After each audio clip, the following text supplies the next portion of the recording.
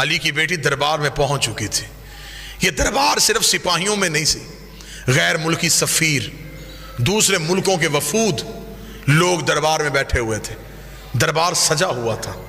ان وفود میں، ان غیر ملکی سفیروں میں عیسائی بھی تھے، یہودی بھی تھے، مجوسی بھی تھے. انہوں نے پوچھا یزید یہ کون ہے؟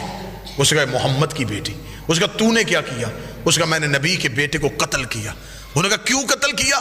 اس نے کہا اس لیے کہ حسین میرے اختیار کو نہیں مانتا تھا. میں بالکل عین تاریخ پڑھ رہا ہوں. حسین میرے اختیار کو نہیں مانتا تھا. اگر حسین میرے اختیار کو مان لیتا میں کبھی بھی حسین کو قتل نہ کرتا.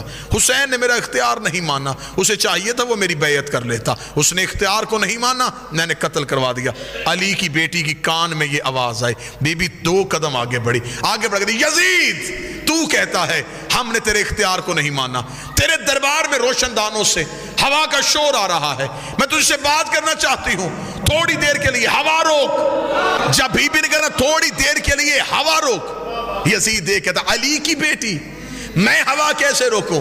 بی بی دیکھتی کہاں ہے تیرا اختیار؟ تو کہہ رہا تھا کہ تیرا اختیار ہم نے نہیں مانا. اختیار آزما. روشن دان سے ہوا روک. اس علی کی بیٹی یہ میرے بس میں نہیں.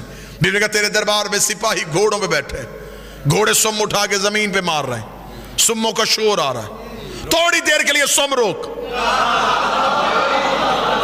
اس نے کہا علی کی بیٹی میرے بس میں نہیں. جملہ بی بی نے اتنا وزنی کا کھڑے بھی ہو جو جملے کا قد بڑا ہے. بی بی دیکھا تھی تیرے جانور بھی تیرے اختیار میں نہیں.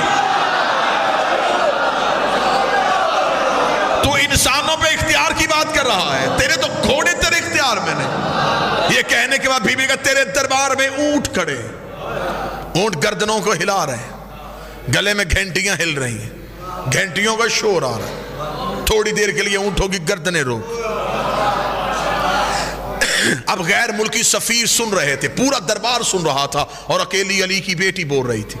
یزید کہتا کیا کہہ رہی ہے تو بنت محمد؟ کبھی کہتی ہوا روک، کبھی کہتی سم روک، کبھی کہتی اونٹوں کی گردنیں روک. یہ سب کچھ میں کیسے کروں؟ بی بی 4 قدم آگے بڑھی. دیر کا پھر ہم تجھے اپنا اختیار دکھاتے ہیں. میرے کہا اسکت خاموش. اتنا کہنا تھا روشن دانوں میں ہوا رک گئی. جس گھوڑے نے سم اٹھایا تھا اس نے زمین پہ رکھا نہیں. جس اونٹ کی گردن ہلی تھی اس کی واپس نہیں آئی. جس انسان کی آنکھ کھلی تھی اس کی بند نہیں ہوئی. جس کا ہاتھ اٹھا تھا اس کا نیچے نہیں آیا. جس کے نتنے سے سانس نکلی تھی دوسرے نتنے سے واپس نہیں آئی. انسانوں کے دلوں کی دھڑکنیں ان کے کانوں میں سنائی دینی شروع ہوئی. جب پورا دربار پتھر کا ہو گیا، علی کی بیٹی چلتی ہوئی یزید کے تخت کے سامنے آئی. بی بی نے ہاتھ کا اشارہ کیا. یزید کی ناپاک روح اس کے بدن میں واپس آئی.